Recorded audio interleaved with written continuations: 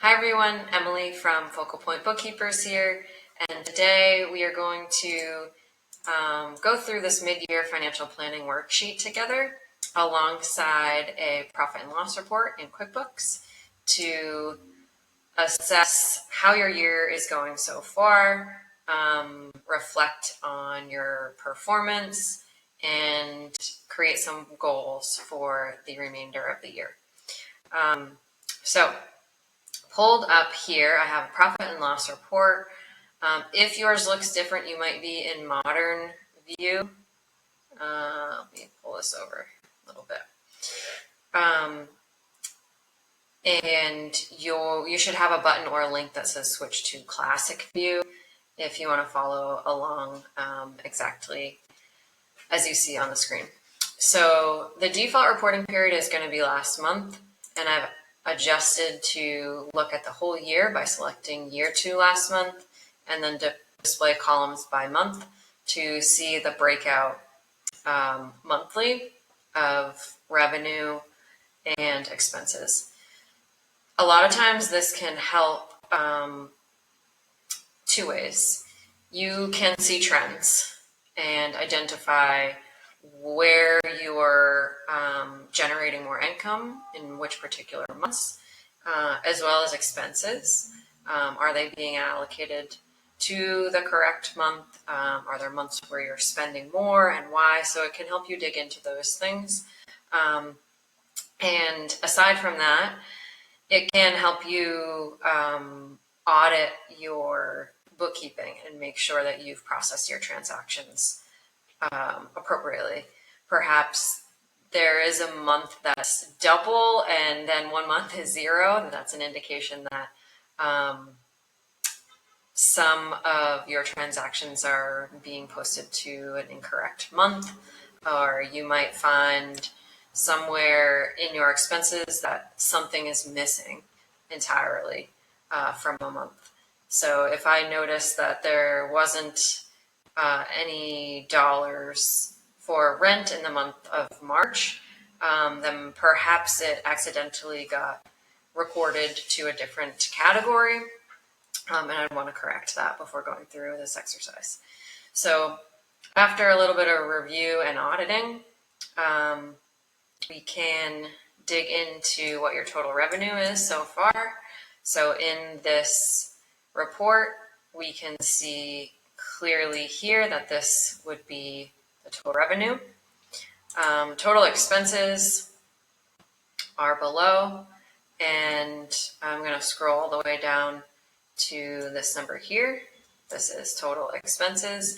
Now, if you have direct expenses, also known as COGS or cost of goods sold or cost of sales, those are generally clinicians or therapists. If you're a group practice owner, their wages and taxes are considered a cost of goods sold, and those appear up here below your income and are used to calculate your gross profits. So we are reducing income by any cost of goods sold to get you gross profits.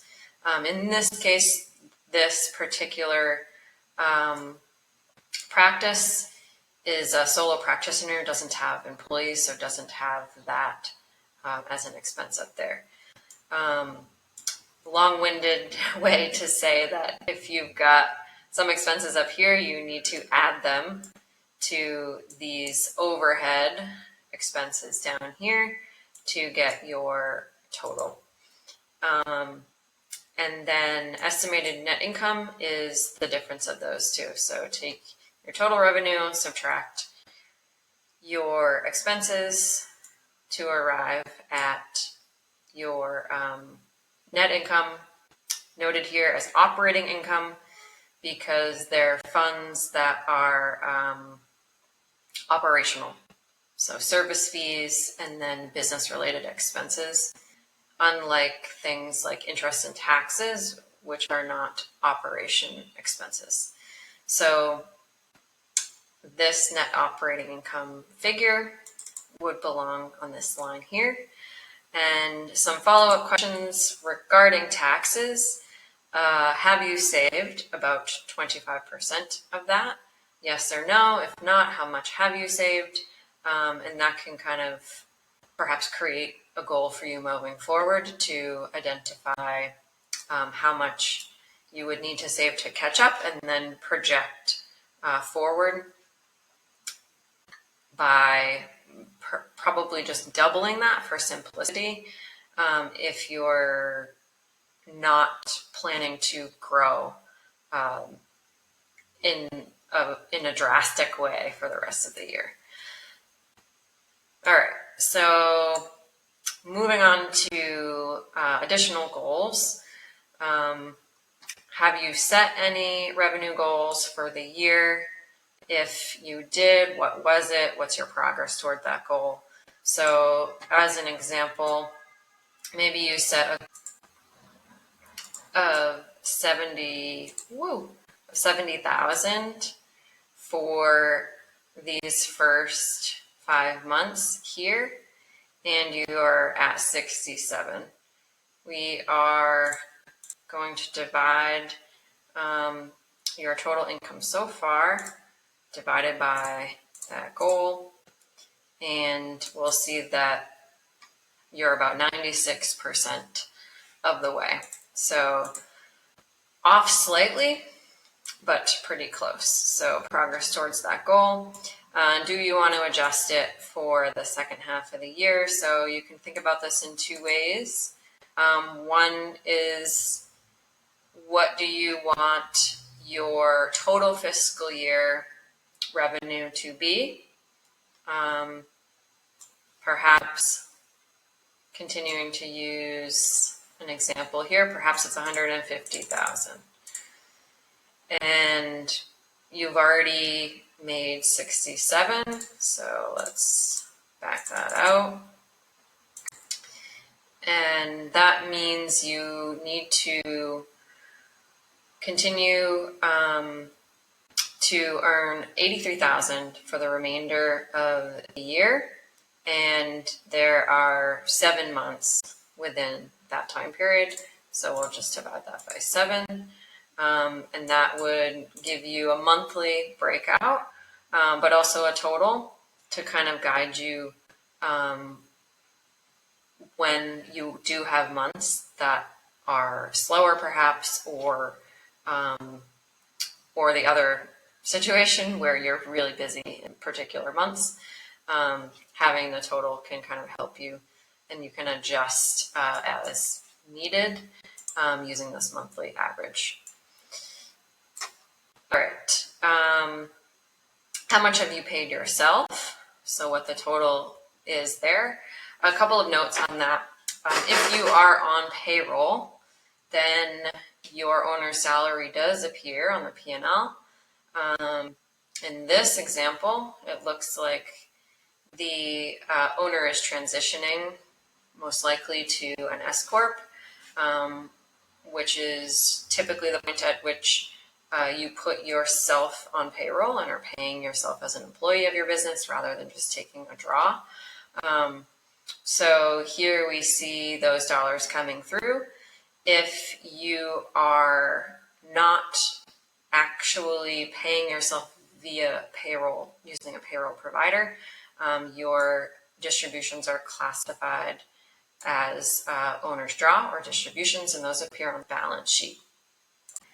So to get this number,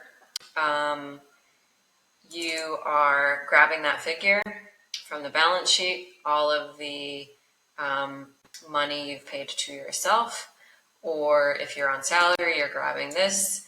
If you have done a bit of both, then you're adding those two figures together. Is this amount sustainable and aligned with your needs? So a couple of things come into play here. One thing that comes to mind is cash flow. Are you struggling to pay your expenses given the amount of money that you are paying yourself? That would be considered, in my opinion, not sustainable because it causes a bit of stress honestly, and uncertainty in being able to cover your expenses. So think about things such as, how is your cash flow? Do you have enough cash cushion in the bank to support your business activities with ease, so that it's not a major stressor on you? So if you are feeling a bit of stress and cash flow is not where you would like it to be, what potentially could you change, or what would you want to change there?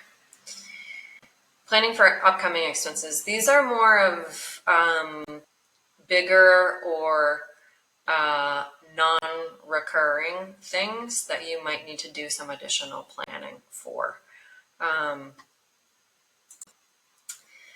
Maybe there is a certification or a training that you want to obtain, and the cost of that is X amount of dollars. Putting that here to kind of plan and look at what your trend of expenses has been up to this year, and kind of building that into your plan moving forward. And lastly here, if you do tend to have a slower season in the summer, what things might you want to do with that extra time? A lot of times we are short on time, and some of these strategic things that we want to do to help grow our business just completely fall off our plate or our to-do list.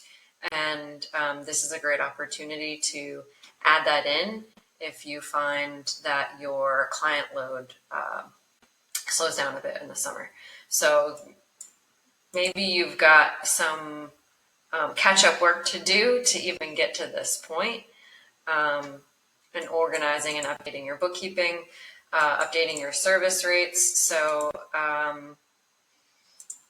considering that the average, so this will vary widely by location, but the average rate is about $150 per session, closer to $200 if you've got specialty degrees. Use that kind of as a wide benchmark, and perhaps there's an opportunity there for you to increase your revenue quite easily. Improving cash flow, so we talked a little bit about that, and going back to what you're paying yourself, what your expenses are, and doing a bit of problem solving around that can help ease some cash flow issues. Planning your own vacations and time off, and then adjusting your revenue accordingly, perhaps for a slower month. If you do want to take some well-deserved time off yourself.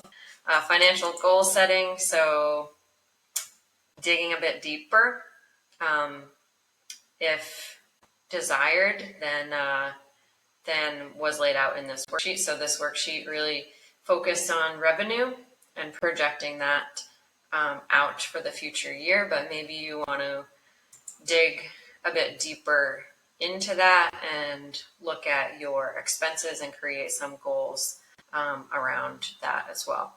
Catching up on any admin work that may be bearing on your shoulders, and anything else that comes to mind.